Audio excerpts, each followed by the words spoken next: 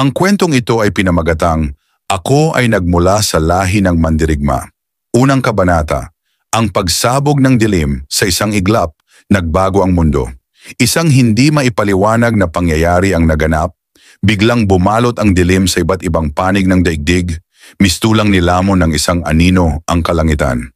Mahigit isang oras na tila walang katapusang gabi ang lumipas, at nang muling bumalik ang liwanag, kasabay nitong lumitaw ang mga nilalang mula sa mga alamat, mga higanting kapre na nagkukubli sa mga punong kahoy, sigbin na gumagapang sa mga anino, tikbalang at marami pang iba.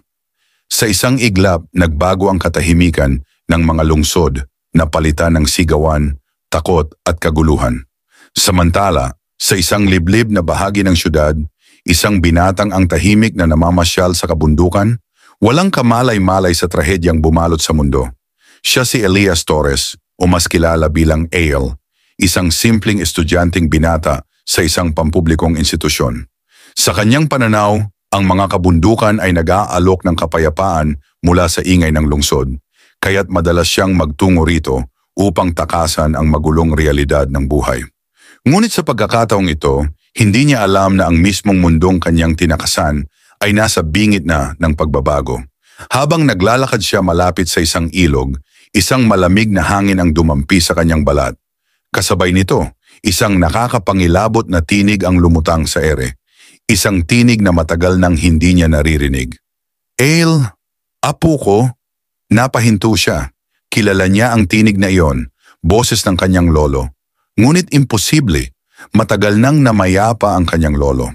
Napalunok siya, kinikilabutan habang pilit na hinahanap ang pinagmula ng tinig.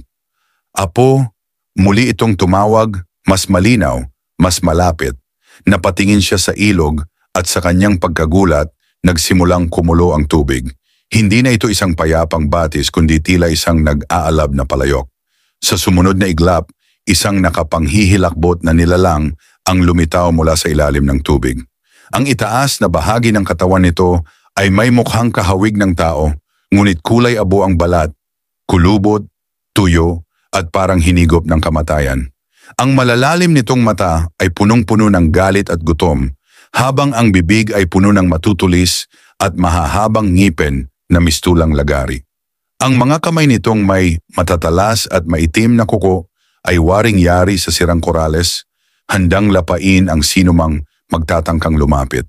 Ngunit ang pinakanakakatakot ay ang ibabang bahagi ng katawan nito. Hindi ito tulad ng isang ordinaryong halimaw, kundi isang dambuhalang nilalang na may katawan ng isang isda, natatakpan ng makintab ngunit bulok na kaliskis na naglalabas ng nakakasulasok na amoy ng agnas. Sa bawat galaw ng malalaking palikpik nito, bumubulwak ang tubig sa paligid, pinapakita ang kakayahan nitong gumalaw ng mabilis, hindi lamang sa ilalim ng ilog, kundi pati na rin sa lupa. Roar!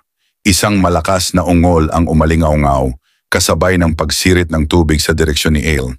Bago pa siya makatakbo, isang malakas na bugso ng tubig ang tumama sa kanya, dahilan upang siya ay tumilapon at bumagsak sa matigas na lupa malapit sa ilog.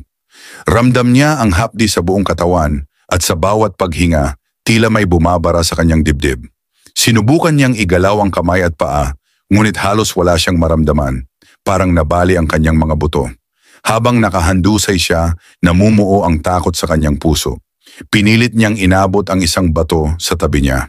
Isang munting sandata laban sa halimaw na papalapit. Habang palapit ng palapit ang halimaw, dahan-dahang nawalan siya ng pag-asa. Hanggang dito na lang ba talaga ako? Ganito na lang ba matatapos ang buhay ko?